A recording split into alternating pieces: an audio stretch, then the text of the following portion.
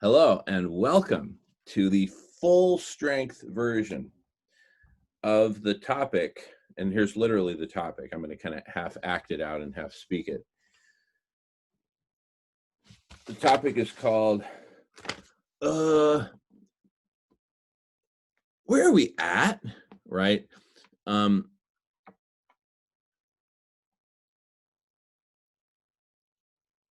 I mean that quite seriously and with humor to the extent it's welcome.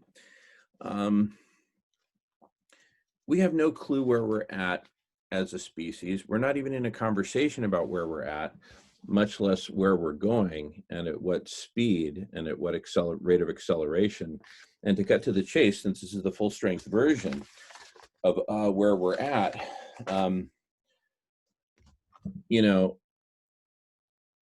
subtext, I don't know, check the app, right? That's the subtext. Like, any question we have, we just check the app, we get the answer, and we move on to the next source of pleasure or accumulation or hoarding or whatever. So the subtext emphasizes that there's really, it's this gigantic elephant in the room that we're not dealing with. So let me tell you full strength, my perception of where we're at. Yes, COVID, yes, hunger, yes, poverty, yes, political turmoil, yes, totalitarianism, yes to all that. That's all part of where we're at. And there's this one giant looming shadow that's just about to just totally block out the light, which is exponential planetary overheating. Our planet, Mother Earth, has a fever, and that fever is getting worse exponentially. And at last count, Guy McPherson has cataloged no fewer than 67 different self-reinforcing feedback loops driving this exponential planetary overheating. So where we're at is hot and getting hotter so fast. It's just blowing everyone away. And I think that's because most people simply haven't wrapped their heads or hearts around the idea of exponential planetary overheating. I'm not sure a majority of climate scientists have really wrapped their heads or hearts around the reality of exponential planetary overheating. I'm not sure that a majority have. And there seems to be a tremendous amount of denial around it. And also, one kind of variation on that denial is that we can solve it with drawdown, right? Which is absolutely not the case. That's completely false. We cannot solve it with drawdown, not at this stage of overheating. Drawdown comes to play once we've stopped this exponential planetary overheating and actually deflected it downward. Once we have a cooler context, then we can roll up our sleeves and do the hard work of drawdown across all 100 solutions listed in the book Drawdown by Paul Hawken and company. But that's a long-term effort. Right now, we've got a fire to put out. The house is on fire, right? Before we can talk about rebuilding the house with fire retardant, fire resistant building materials, we first need to put out the fire, and it's raging, okay? And that's where I'm coming from in terms of where we're at.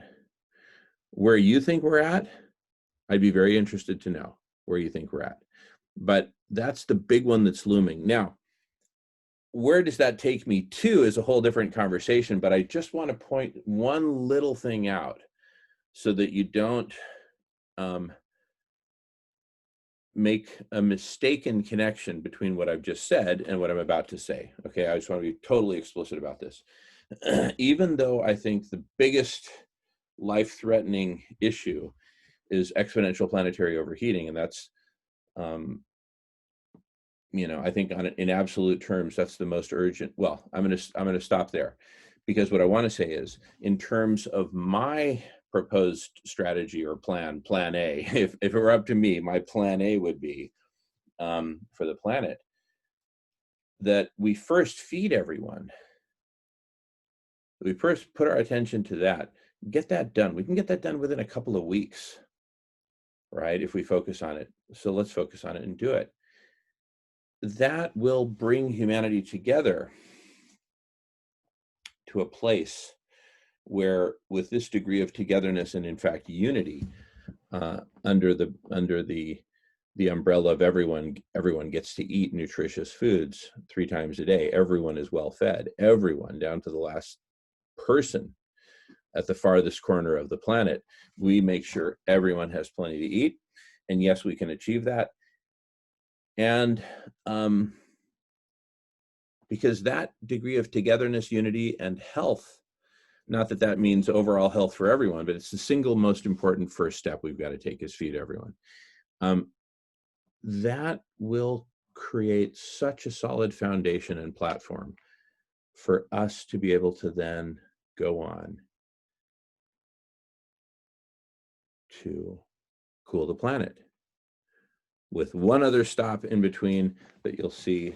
I spell it all out in this section, the topic FUNC. That's an acronym, F-U-N-C, FUNC, food, unity, nuclear, and cooling. It's all there. But the main point I wanted to make is, even though I'm saying, and I believe, that the most urgent and the most life-threatening problem we have is exponential planetary overheating, that does not lead me to conclude that that's the first thing we need to work on. Yes, we need to work on it in parallel with a bunch of other things, most notably food. We got to knock out food first. I'm just giving you my view, right?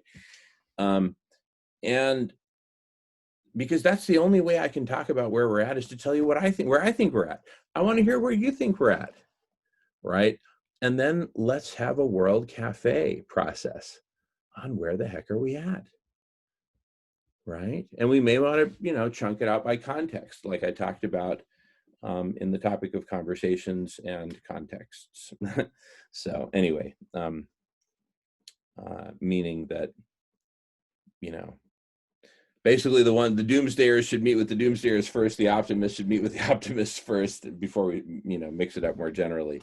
And part of the art and science of the conversation and the conversational domain is, how do we do that? How do we design these conversations? Who do we pair up with who first? And then second and third and fourth and fifth. Ultimately, we all need to talk with each other, I believe. We're one big human family. We might as well get to know each other. World Cafe style is what I would say. All right, enough of that for now. And I really appreciate your listening. That's my take on where are we at? Full strength. All right, thanks so much. Talk soon. See you in the conversation.